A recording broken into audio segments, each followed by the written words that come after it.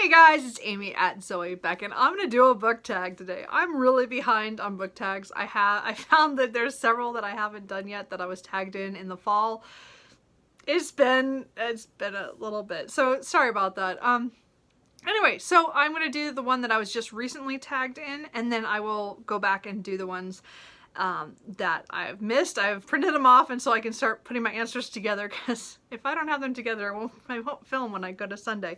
So anyway, I'm going to do the alphabet soup tag. W is for writer. So this was created by Sean the Book Maniac. Again, his video will be linked down below. I was tagged in the video, so this is my first time doing one of the alphabet soup book tags. I was tagged in another one, but I'll do that one next because I'm behind. It was like last year. Anyway, so I'm going to go through the questions here. They will be listed down below as well.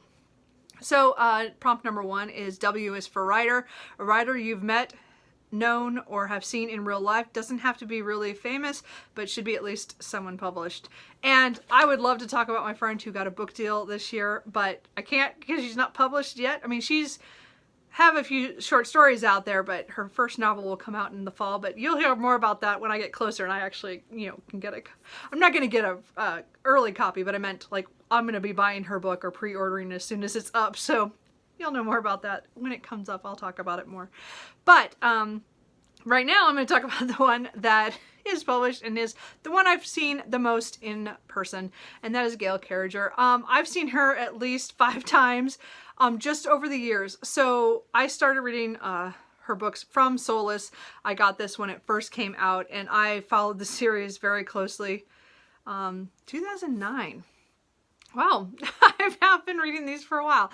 So, but I don't have this one signed, but I have quite a few of them signed that I saw her come through when I was living in Sacramento. I saw her a couple times there, and then I saw her at least 3 times here in Portland, over in the Beaverton, Cedar Hills, Powell's bookstore. So I have seen her, I think it's at least 5 times. It might be more than that. I've seen her the most.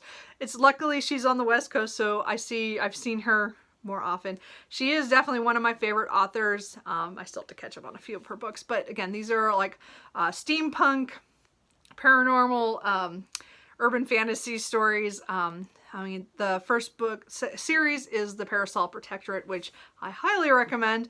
I need to read some of the other ones. She has a lot of offshoot stories and a lot of novellas. I totally recommend her as an author. She's just fun. It's fun stuff, and it's just, I love the paranormal element with all the humor, but also that there's usually a mystery or someone's out to get somebody else.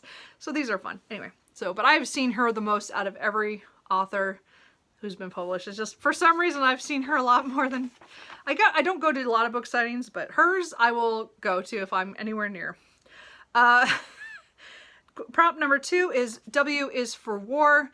The last great book you read about war, and or one you want to read, or why you don't read war books. So I could mention some fantasy war books, but not quite the same thing. But the last book I finished that actually had a little bit of scene of wars, more of what the normal citizens were doing during that time, is London Belongs to Me by Norman Collins. I happened to but he read this with Sean the Book Maniac.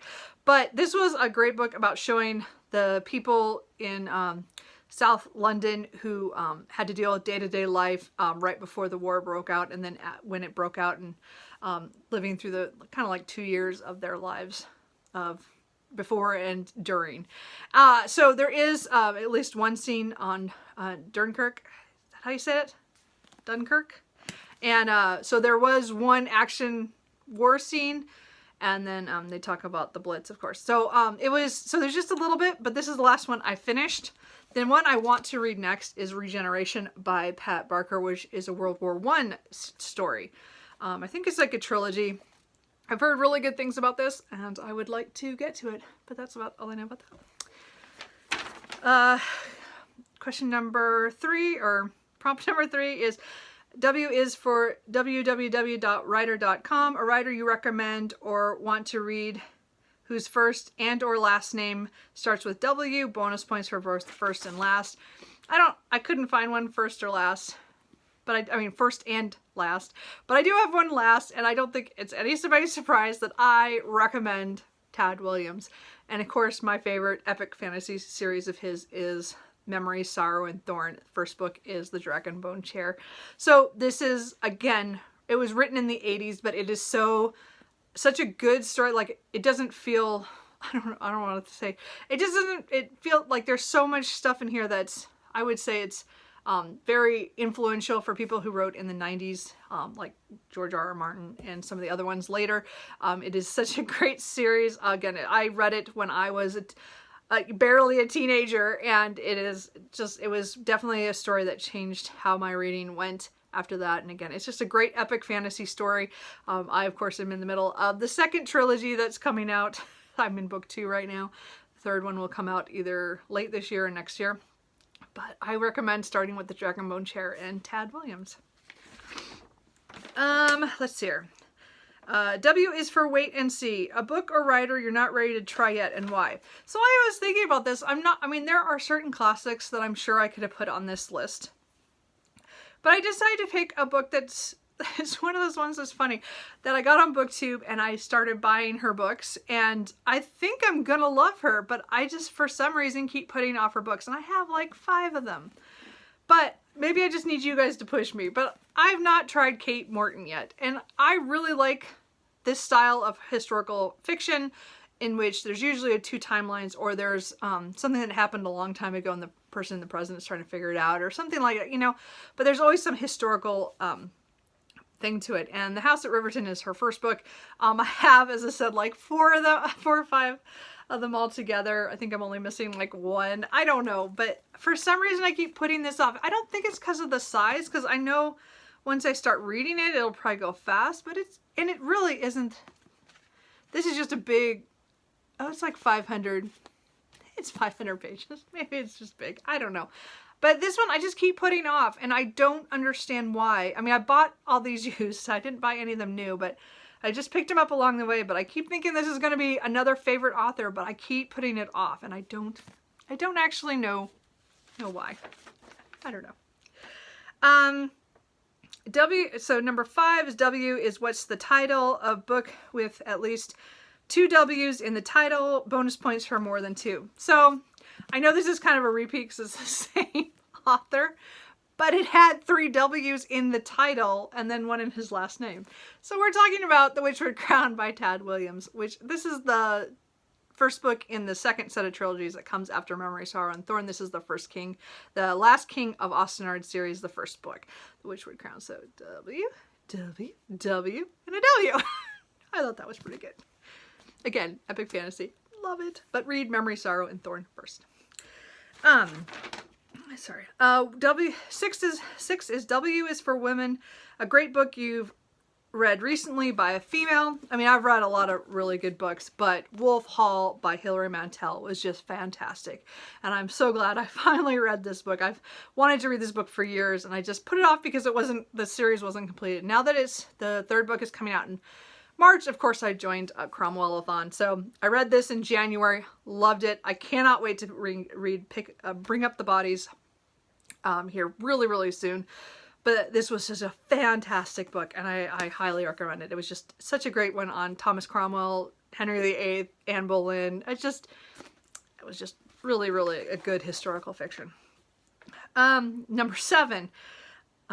W is for word, one that you encountered recently in your reading that was new to you and or your favorite word.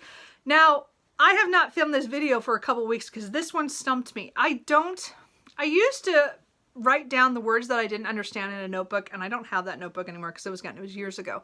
And then I used to write down on little sticky notes on the bookmark I had so that I could look them up later, or, you know, look at them and make a list. And I just got out of the habit. I got back to reading stuff, and if I don't get what it means in the sentence and I don't feel compelled to go look it up, I just go over it and I don't care. So maybe that's not a great thing for a writer to think that, because I do like to write. But I've gotten to the point that I'll look something up, but I'll look it up in the moment, and then I won't think about it again because I've already looked it up. So I could not come up with a word to save my life that was something new that I liked. And I couldn't think of what my favorite word would be. Like, Should I say like again? Sorry. Like, I just did it again.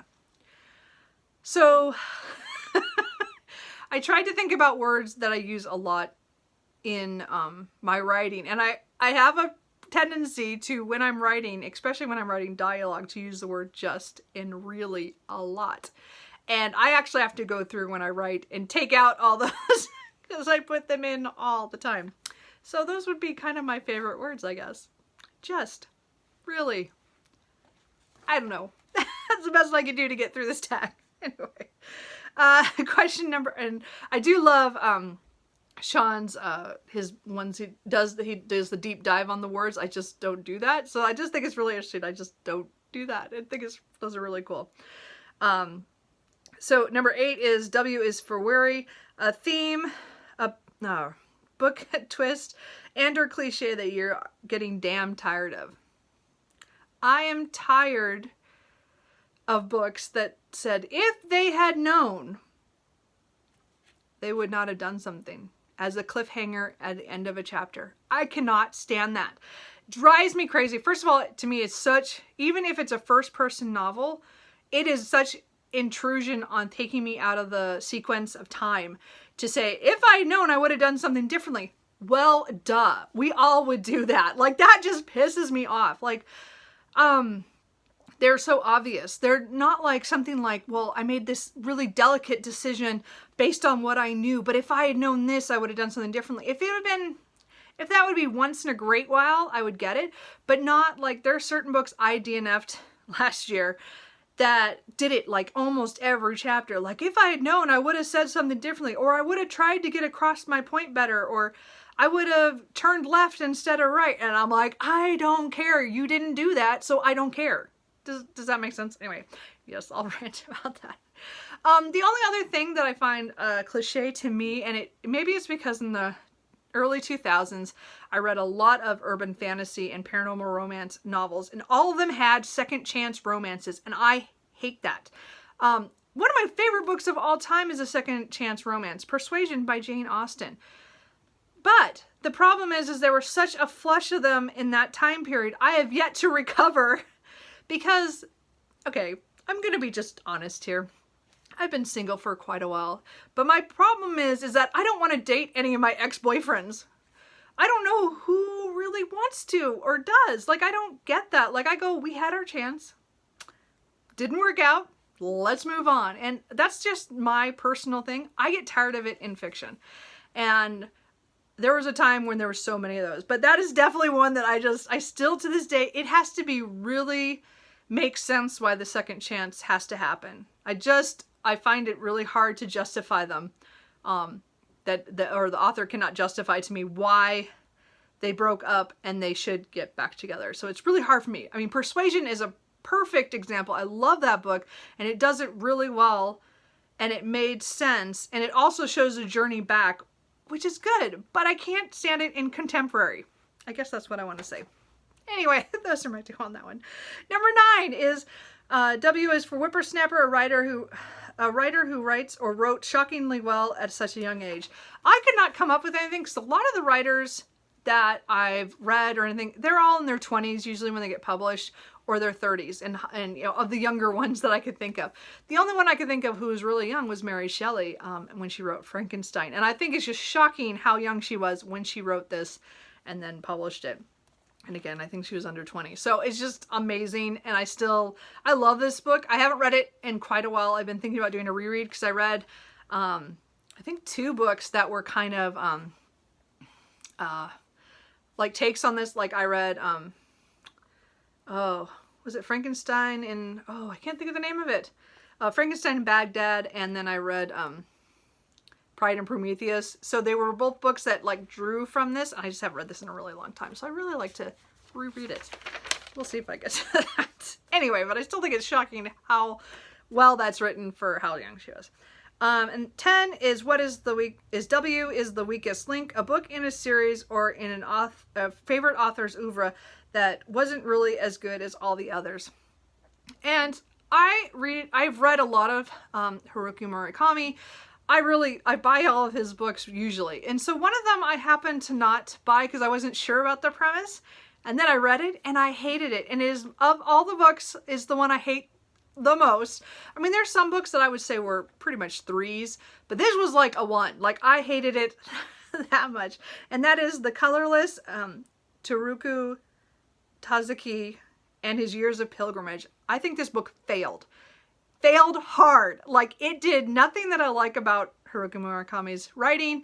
I hated the main character. I hated how it resolved. Like, it didn't really resolve for me, like, at all. It didn't make any sense why things happened. We never got closure on anything. And I'm sure that's probably part of the pilgrimage part. It was probably part of it. I hated it. I hated this book. And it's the only book of his that I hate. And I do not own. So I cannot show it because I don't care. Anyway, so that is it. I finished the tag. 11 is, W is for whosoever, tag wantonly. I know a lot of people have done this, so but if you have a channel or want to make videos and want to do this tag, I tag you.